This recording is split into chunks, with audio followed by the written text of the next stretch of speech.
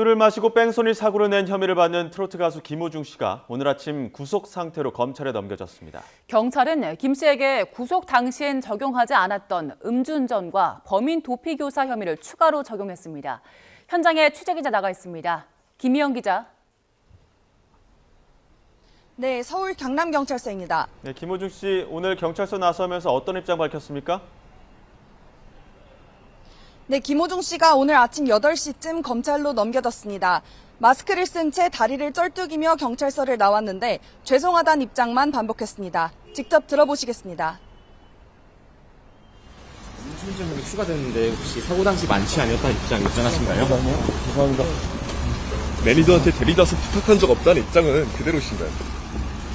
검찰 선임 취합하고 따로 하실 죄송합니다. 끝나고 말씀드리겠습니다. 죄송합니다. 끝나고는 어떤 생각 가지세요? 소주 10잔 마셨다는 입장도 그대로신가요?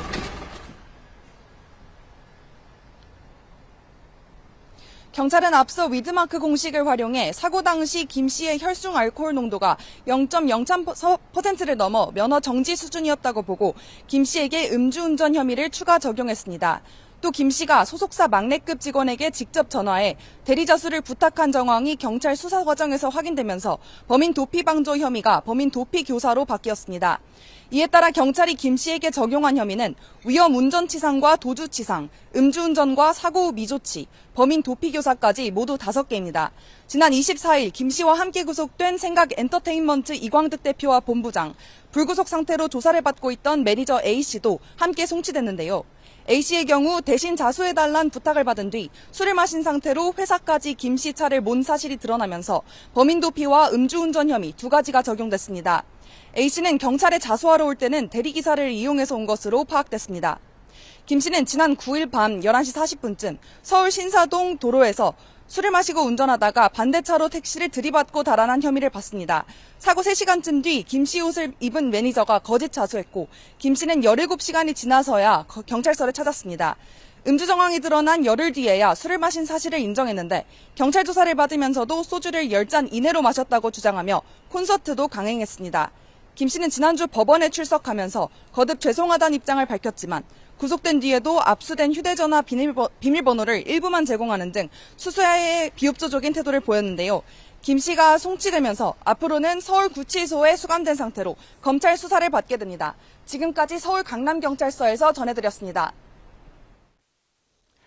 트로트 가수 김호중 씨의 음주 뺑소니 사건과 관련해 가수 길 씨가 참고인 조사를 받았다고 소속사가 밝혔습니다.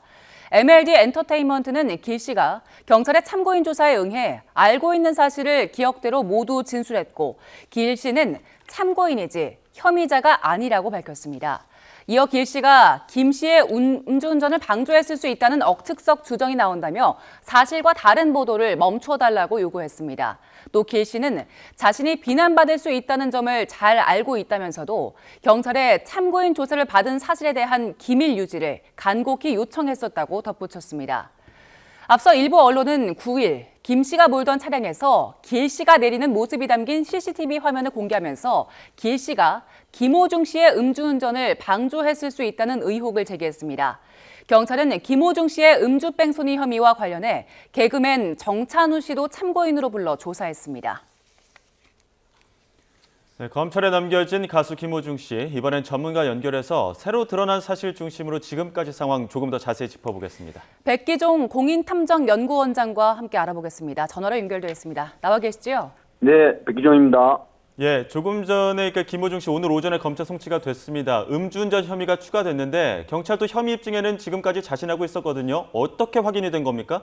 네, 사실 이제 지난 9일 날 김호중 씨가 사건이 발생하기 전에 강남구 청담동 유흥주점에서 이 김호중 씨와 동석한 주점 도우미라든가 다른 일행들에 대한 조사를 통해서 마신 술의 양을 확인을 했죠.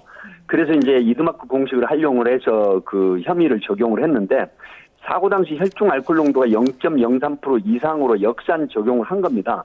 이게 무슨 의미냐면 이 음주운전을 할 때는 0.03 이상이 되어야만 처벌이 가능하거든요. 예. 그러니까 음주를 했다고 하더라도 0.03 미만이면 이 처벌을 받지 않습니다. 음주운전으로.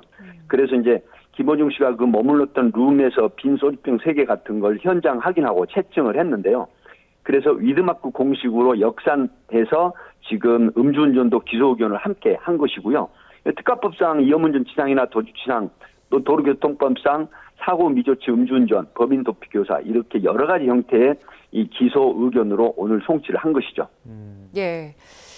구속 당시에 적용하지 않았던 혐의가 이번에 2개가 반영이 됐거든요. 조금 전 얘기했던 음주운전, 그리고 또 하나는 범인 도피 교사입니다.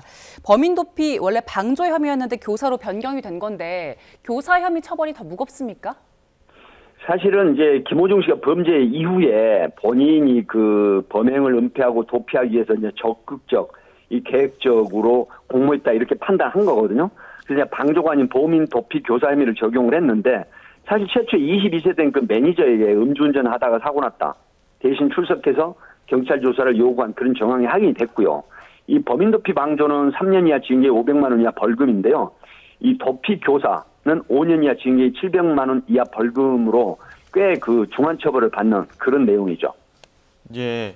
그 김호중 씨 그 사고 직전 CCTV 보게 되면은 비틀거리면서 차를 탑승하는 장면이나 이런 장면들이 있었는데 김호중 씨 측에서는 이제 평소에도 비틀거리며 걷는다 이렇게 반박을 하기도 했습니다. 이런 반박에 대해서 그리고 지금 화면으로 보시는 것처럼 김호중 씨가 걷는 모습도 보고 계시는입니다만 이런 부분은 좀 어떤 반박으로 봐야 되는 겁니까? 네, 사실 서울구치소로 이송되기 위해서 이제 오늘 강남경찰서에 나와가지고 호송차에 이제 탑승하기 전 이 12기능 걸음걸이는 사실은 김호중 씨 체중이 90여 킬로그램 나가는 걸로 알려져 있지 않습니까? 예. 이 수갑과 포승줄에 묶인 상태에서 이제 그 상당한 체중으로 계단 내려올 때 보이는 일반적인 모습인데요. 예. 김호중 씨가 서울중앙지법에서 실질심사 당시에 평소에 약간 비틀거리는 모습을 영상을 제공했는데 예. 이건 이제 음주 상태가 아니다 이렇게 반박을 하는 것이지만 결국 받아들여지지는 않은 것으로 추정되는데요. 이 경찰은 이제 법보행 전문 기관에 걸음걸이 영상 분석을 의뢰했는데 이 법보행이라는 건 뭐냐면요. 범인이 어떤 그 평소에 이 걷는 모습을 이게 이제 특정을 해가지고 사실은 범행 당시의 걸음걸이하고 예전에 평상시 걷는 걸음걸이하고 분석을 하는 부분입니다. 이걸 법보행이라고 하는데 보통 이 CCTV상 화질이 불분명할 때 법보행 그 분석을 통해서 범인을 특정하기도 하죠. 근데 지금 이런 부분들은 아마 받아들여지지 않은 걸로 제가 추정했다고 하는데 음주 당시에 그 비틀거리는 모습이나 휘청거리는 모습하고 그다음에 평상시에 약간 비틀거리는 모습하고는 상당한 차이가 있는 걸로 아마 분석될 소지가 있다. 그래서 과연 이게 받아들여질까라고 하는 점에는 상당한 의문점이 있다. 이렇게 말씀을 드립니다. 예. 그리고 김호중 씨 매니저요. 범인 도피 외에도 음주운전 혐의가 적용됐네요. 네, 이 매니저 사실 대신 자수해달라는 부탁을 요구받았죠. 그리고 이제 음주 상태인 상태에서 소속사까지 김호중 씨 그 사고 차량을 운전한 사실이 나중에 경찰 조사 결과 확인이 됐고요. 그래서 도로교통법상 음주운전 그리고 이 범인 도피 이 그 혐의가 이제 적용이 돼서 불구속 기소 의견 송치를 한 건데 생각 엔터테인먼트 대표 이광덕 대표 41살 먹었죠. 이제 애사촌 지간으로 알려졌죠. 김호중 씨와. 그 다음에 증거, 그 블랙박스를 제거한 증거 인멸 혐의의 매니저, 이렇게 해서 이제 3명이 구속되고, 그 다음에 이 22살 먹은 이 매니저는 불구속 이 상태가 된 거죠. 예. 그 사고 당일에 김호중 씨와 같이 있었던 연예인들이 개그맨 정찬우 씨 그리고 가수 길 씨로 확인이 됐는데, 여러 가지 이유들이 있었습니다만 음주운전을 방조한 것 아니냐 이런 논란도 있거든요. 여기에 대해서는 어떤 생각이십니까? 네, 사실 강남 스크린이 1차 그 동석한 사람 중에 개그맨 정찬우 씨 그리고 가수 길 씨가 있었죠. 근데 정찬우 씨는 1차 스크린 골프장 만남 이후에 이제 집으로 귀가했다라고 주장을 했고요. 길 씨는 CCTV 상에도 김호중 씨가 운전하는 승용차에서 조수석에 타고 오르고 내리는 장면이 CCTV에 공개가 됐죠. 결국은 동석한 것도 확인이 됐고요. 강남 이용업소에서. 그런데 이제 길 씨 같은 경우에는 참고인일 뿐 혐의점이 없다. 그리고 음주운전 방조를 억측한다. 상당히 심리적으로 고통이다. 이런 얘기를 했지 않습니까? 예. 사실은 길 씨가 3번의 음주운전 이력으로 이제 방송 하차 등 상당히 어려움이나 트라우마가 있는 분이거든요. 근데 여기서 우리가 짚고 넘어갈 게 있습니다. 음주운전 방조죄로 입건을 하고 형사처벌할 때는요, 음주 때 운전을 할 줄 아는 사람에게 상당한 술을 권하고, 그다음에 승용차 키를 건네주거나 이 적극적으로 음주운전 하도록 권했을 때 이 음주운전 방조죄로 처벌을 받거든요. 근데 길씨 같은 경우는 지금 경찰이 공식적인 발표는 아니지만 음주운전 방조 혐의로 입건을 하려면 제가 방금 말씀드린 이런 것들이 구성이 돼야 됩니다. 그러나 이런 것들이 구성이 안 되면은 같이 동석해서 술을 마셨다고 하고 그다음에 그 술을 마신 사람이 운전을 한 조수석이나 뒷좌석에 탔다고 하더라도 적극적인 행위가 아니면 음주운전 방조로 처벌하기는 쉽지 않다. 이렇게 말씀을 드립니다. 예, 알겠습니다. 그리고 오늘 오전에 김호중 씨가 강남경찰서 유치장에서 이제 서울구치소로 이감이 됐습니다.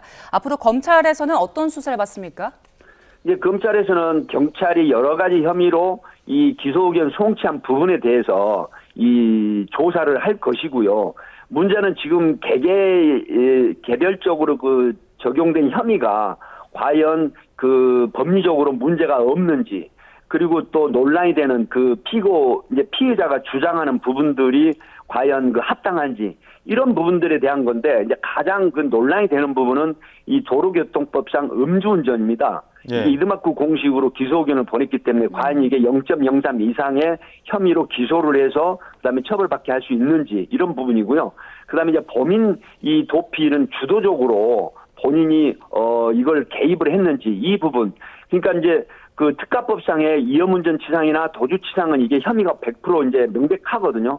하지만 음주운전 부분이라든가 그다음에 범인 도피 이 혐의, 이런 부분에 대해서는 아마 검찰에서 보완 수사 내지는 상당한 치밀한 그런 수사를 할 걸로 그렇게 분석이 되고 예상이 됩니다. 예, 지금 말씀드리고 있는 중간중간에 이제 경찰 쪽에서 이제 서울구치소로 이감되는 모습을 저희가 지금 화면으로 보여드리고 있습니다. 김호중 씨가 경찰 호송 차량에 내려서 검찰 문을 이제 그 서울구치소로 이감돼서 들어가는 장면을 저희가 보여드리고 있는데요. 지금까지 그 김호중 씨와 또 그 엔터테인먼트 측에서의 어떤 대응 과정들이 있지 않습니까? 네네. 그런 대응 과정들이 혹시라도 이제 검찰 구형에 어떤 좀 부정적인 그 어떤 좀 조금 더 구형량에 좀 문제가 되지 않을까 이런 생각도 드는데 어떻습니까? 앵커께서 지적하신 말씀이 굉장히 맞습니다. 왜 그러냐면요. 예. 사실은 사고 이후에 10여일 후에 김호중 씨가 이게 음주 사실이라든가 범행 사실을 일부 지금 인정을 하지 않았습니까? 예. 그리고 또 경찰에서 압수수색을 통해서 뭐 휴대폰 세대를 압수했는데 비밀번호를 제공하지 않는, 협조를 하지 않는 부분들, 그리고 이제 제가 앞에서 말씀드렸지만 상당히 의도적이거나 조직적, 계획적인 그런 형태를 보였죠. 범인 도피라든가 증거인멸 혐의, 이런 부분들. 그리고 또 하나가 있습니다. 사실 그 법치를 구현한다라고 하는 부분은 법 정의가 과연 어떤 데 있느냐 이건데요. 지금 음주운전 같은 경우는 한 해 이 경찰청이나 그다음에 그 검찰의 통계를 보면요, 한 해 200에서 300명 가까운 사람들이 순전히 교통사고가 아닌 음주운전 교통사고로 인한 사망자가 있거든요. 그렇다고 하면 이 음주운전하고도 또 도주를 했다거나 이런 증거인멸을 했다고 하는 부분이 국민들이 생각하는 법치에 굉장한 이배가 된다라는 거죠. 그래서 사회적으로 이런 한 해 200에서 300명, 하루에 한 명 내지 이틀에 한 명꼴로 사망하는 음주운전 피해자들, 그다음에 피해자뿐만 아니라 그 가족이 같은 경우는 정말 한 가정이 풍비박산되는 이런 현상이거든요. 이런 것들에 대한 증거인멸이라든가 그다음에 범인 도피라든가 그다음에 이 범죄에 대한 부인, 이런 부분들이 굉장히 이 기소 단계에서는 구형량에 있어서 상당히 중한 그런 구형량의 요소가 된다, 이렇게 분석을 합니다. 예. 예, 그리고 저희가 앞서서 그 가수 길씨요. 길씨 음주운전 방조 혐의 얘기를 했었는데, 일단 거기서 핵심이 스크린 골프장에서 김호중 씨가 술을 마셨는지 안 마셨는지 이게 확인이 되면은 음주운전 방조 혐의가 적용될지 여부도 결정이 되는 거잖아요. 네. 그런 부분들에 대해서는 검찰이 어떻게 수사를 하겠습니까? 지금 제가 앞에서 말씀드렸지만 검찰이 길씨에 대한 수사를 별도로 조사를 하지는 않습니다. 만약에 길씨에 대한 음주운전 방조 혐의가 입증이 된다라고 하는 측면에서 조사를 하게 되면 경찰에서 보안 수사를 할 걸로 알고요. 검찰에서는 직접 길씨를 불러서 조사를 하지 않습니다. 그러나 제가 앞에서 말씀드렸지만 음주운전 방조 혐의가 차량을 운전할 줄 알면서 적극적으로 술을 강권하거나 그다음에 그 운전을 할 때 음주 상태임에도 불구하고 차량길을 건네주면서 당신이 운전해라, 너가 운전해라라고 하는 강권하는 이런 것들, 소위 말하면 음주운전 행위에 대한 적극적인 이 도움이라든가 이 개입, 이런 부분들이 있어야 음주운전 이 방조 혐의로 처벌을 받거든요. 현재까지 드러난 길씨 측 주장으로나 현재까지 드러난 상황으로 보면 과연 음주 상태에서 운전을 할 걸로 예상을 하면서 김호중 씨에게 술을 권했거나 그다음에 김호중 씨가 운전한 차량에 탑승을 해서 음주운전 인지를 하면서도 아무런 어떤 제지를 하지 않고 이게 이동을 했다라고 하는 부분들, 이런 부분들이 만약에 입증이 된다라고 하면 음주운전 방조 혐의도 결코 배제할 수 없다, 이렇게 분석을 합니다. 예, 알겠습니다. 여기까지 듣도록 하겠습니다. 지금까지 백기종 공인탐정연구원장과 함께했습니다. 말씀 고맙습니다. 감사합니다.